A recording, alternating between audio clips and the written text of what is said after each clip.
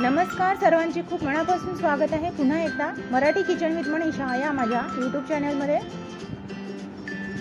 तर आता दसरा दिवाळी मध्ये आपण फराळाचे पदार्थ करतो आणि फराळाच्या पदार्थामध्ये आपण विशेषतः मैदा वापरतो। तर त्या फराळाच्या पदार्थांमध्ये मैदा वापरण्याचे काय तोटे आहेत त्याबद्दल आपण आज बघणार आहोत। तर व्हिडिओ पूर्ण फुल वॉच करा, नवीन असल्यास चॅनलला सबस्क्राइब करा। मैदा म्हणजेच रिफाइंड फ्लोअर खाण्याचे अनेक तोटे आहेत, कारण तो अत्यंत प्रक्रिया केलेला म्हणजे प्रोसेस केलेला पदार्थ आहे। खाली मुख्य तोटे दिले आहेत, ते काळजीपूर्वक वाचा। मैदा खाण्याचे तोटे। टिप नंबर 1, पचनाच्या समस्या निर्माण होतात। मैदा अत्यंत बारीक दळलेला असल्यामुळे फायबर म्हणजे तंतुमय पदार्थ नसतो, त्यामुळे बद्धकोष्ठता, कॉन्स्टिपेशन आणि पोटफुगी होऊ शकते।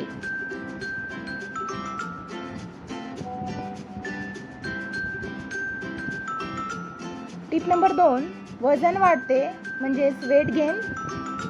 मैद्यात जास्त कॅलरी आणि कमी पोषक द्रव्ये असतात, हे शरीरामध्ये साखरेमध्ये रूपांतरित होतात आणि चरबी साठवतात। टिप नंबर 3, ब्लड शुगर अचानक वाढतो।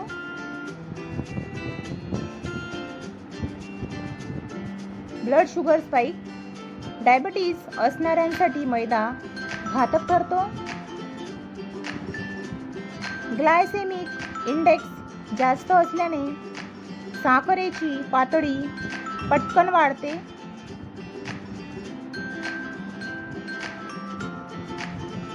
टिप नंबर 4, हृदयविकाराचा धोका वाढतो। Heart problems. सतत मैद्याचे पदार्थ, ब्रेड, बिस्किट, पिझ्झा, पेस्ट्री खाल्ल्याने ट्रायग्लिसराइड वाढतात, यामुळे कोलेस्ट्रॉल असंतुलन होते। टिप नंबर 5, इम्युनिटी कमी होते। Weak immunity. मैदा शरीरातील गुड बॅक्टेरिया कमी करतो, त्यामुळे रोगप्रतिकारक शक्ती कमी होते।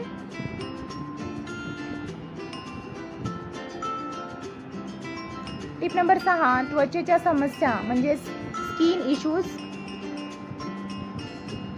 सतत मैद्याचे पदार्थ खाल्ल्याने पिंपल्स, ॲक्ने आणि त्वचेवर तेलकटपणा वाढतो।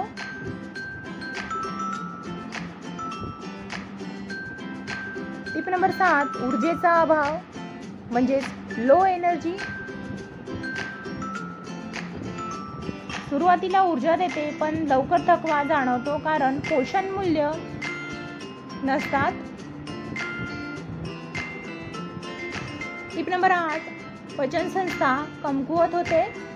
Digestive system. टिप नंबर 8, पचन संस्था कमकुवत होते। Digestive system weakness. मैदा आतड्यांमध्ये चिकट थर तयार करतो, त्यामुळे पचन मंदावते।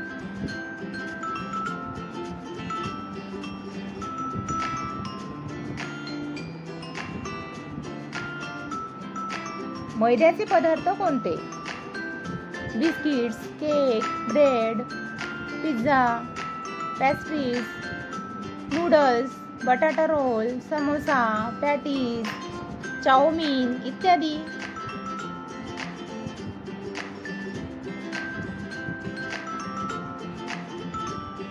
आरोग्यदायी पर्याय।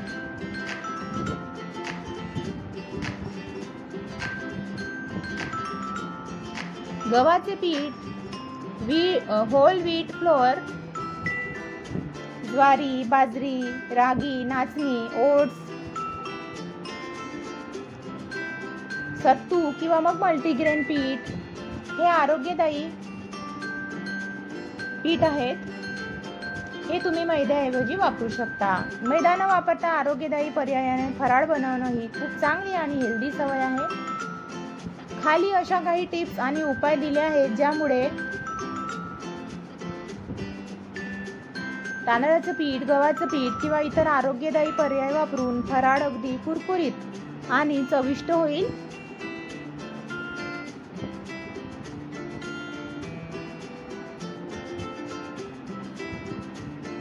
दिवाळी फराळात मैदा टाळण्यासाठी खास टिप्स.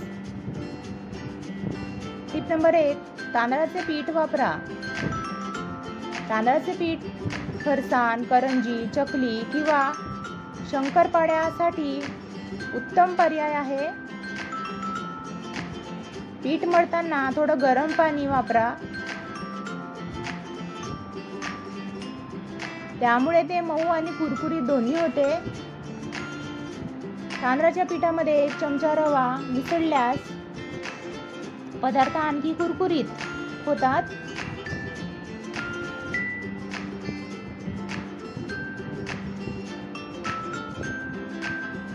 टिप नंबर 2, गव्हाचे पीठ वापरा. गव्हाच्या पिठापासून शंकरपाळे, पुरणपोळी, लाडू सहज बनवता येतात. चवीमध्ये थोडासा फरक येतो, पण पोटासाठी आणि आरोग्यासाठी फार फायदेशीर असतं. थोडं तूप किंवा तेल टाकून पीठ मळल्यास पदार्थ जास्त काळ कुरकुरीत राहतात.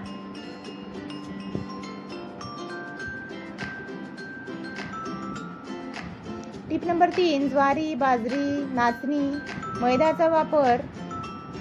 नाचणी पिठाचा वापर करा. चकली, थालीपीठ किंवा फराळातील स्नॅक्स मध्ये थोडं प्रमाण मिसळा. हे पिठे शरीराला लोह, कॅल्शियम आणि फायबर देतात.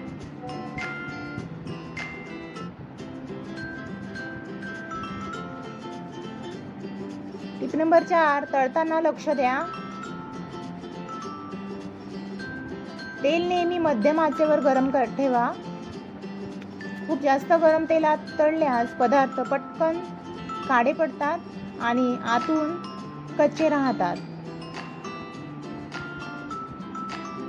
तळलेले पदार्थ पूर्ण थंड झाल्यावरच डब्यामध्ये भरा, यामुळे ते जास्त दिवस कुरकुरीत राहतील.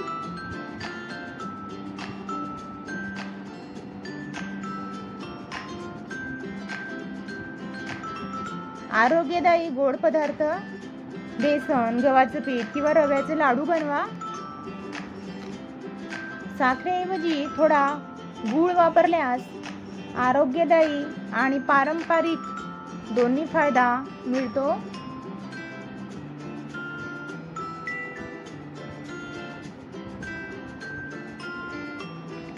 टिप नंबर 6, साठवणूक म्हणजे स्टोरेज टिप्स. पदार्थ पूर्ण थंड झाल्यावरच हवाबंद डब्यामध्ये ठेवा. लहान पॅकेट्समध्ये साठवल्यास ओलावा बसत नाही आणि फराळ जास्त दिवस टिकतो. संपूर्ण व्हिडिओ बघितल्याबद्दल तुमचे मनापासून खूप खूप धन्यवाद.